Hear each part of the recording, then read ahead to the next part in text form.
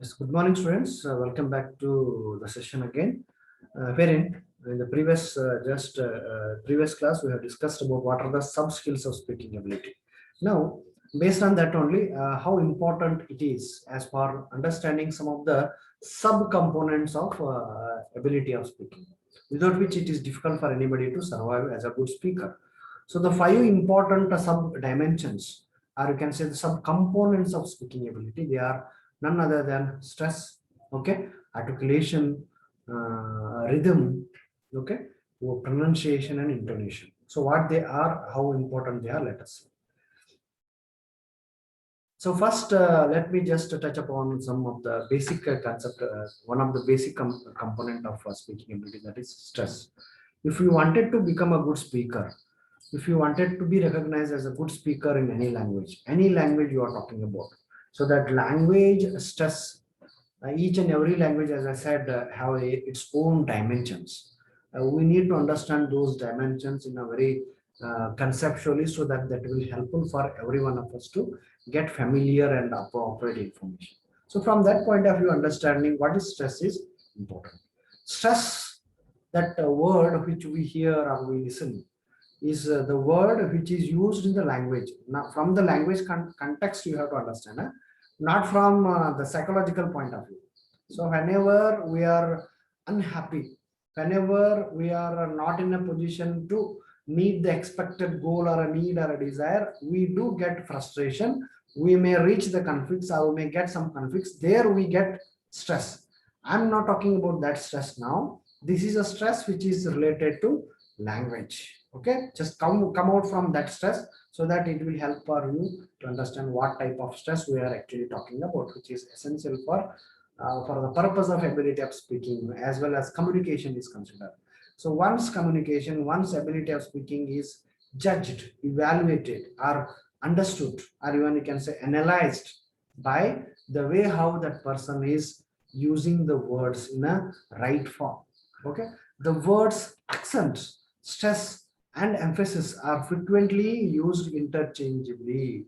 So means somewhat these are the three important sub dimensions which are used interchangeable form. Some one or another way they are actually same. Some of us used to say that accent of the word. Okay, stress, how the word is pronounced. Okay, based on its stress pattern. Or you can say emphasis are frequently repeatedly used interchangeably. A major characteristics of the English language is the use of strong and weak stress. How beautifully you can reproduce yourself as far your ability of speaking is considered. It is purely based on the way how I stress the words, how meaningfully I do use the words usages. Every word or more than one syllable has a syllable that is emphasized more than the others. So, as far ability of speaking is considered, every word has its own significance. Whenever you wish to produce a word as per the pronunciation is considered, you must use the ability of stress.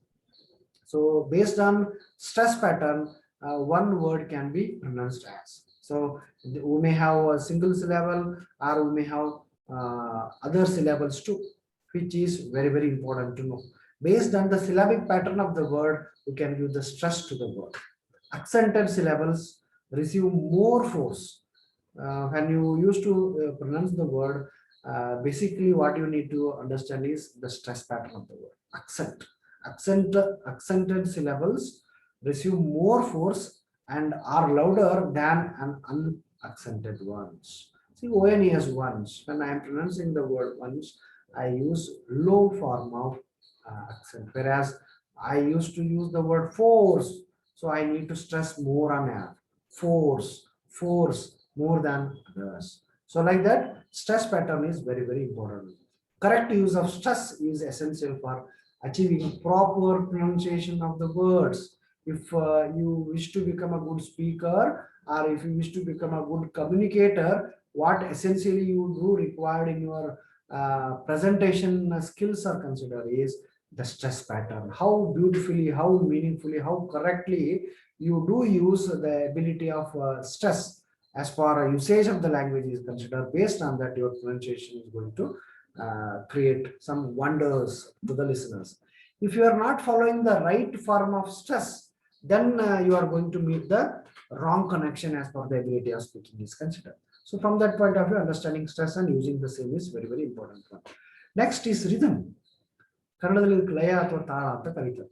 Rhythmic form is very, very important one. We need to give justice to the rhythmic pattern of any language, whatever the language we are talking about. What is the rhythm then? Rhythm is the second feature to be studied as far ability of speaking is considered. Rhythm is